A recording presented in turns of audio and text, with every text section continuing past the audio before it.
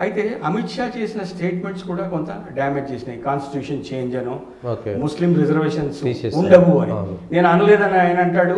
ఆయన అన్నట్టుగా ఆల్రెడీ అంతా రీచ్ అయిపోయి వెళ్ళిపోయింది జనాలకి. The damage was already done. Muslim reservations తీసేస్తారు అనడంతో వాళ్ళంతా ఏకమైపోయారు. అవును. అట్ ది సేమ్ టైం మన హైదరాబాద్ సంబంధించి మాధవిలిత రావటం వల్ల అవును. ఓవైసీకి మెజారిటీ పెరిగింది.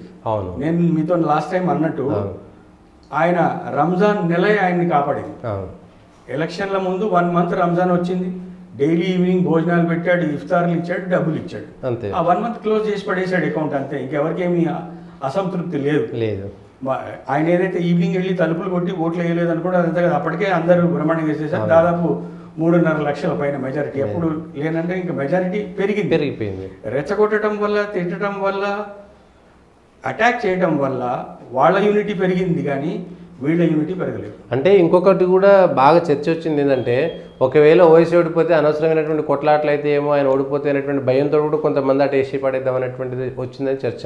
డెఫినెట్గా నిజంగా కూడా ఉండేదేమో. ఒకవేళ అతను గెలవకపోతే చాలా మంది ఉద్రేకానికి గురయ్యి చేసి హడావుడి చేసి హల్చల్ చేసేవాళ్ళేమో, కంట్రోల్ చేసేవాళ్ళు. కానీ ఆ అసంతృప్తి అదైతే ఉంటుంది. ఎప్పుడు గొడవలు అయితే ఆ చిట్పుడు అయితే ఏదైతే కంటిన్యూ అవుతూనే ఉండేది. అతని గెలవలేదని అట్లా కంటిన్యూ అవుతూ ఉండేది. ఒకవేళ మరి అతను గెలవడం అనేది మంచిగా జరిగిందేమో. అవునవును. అట్ ది సేమ్ టైం జనాలు కూడా ఫ్యూచర్లో ఇంకా డెవలప్మెంట్ జరగాలి, మంచి జరగాలని చెక్ పెట్టారేమో.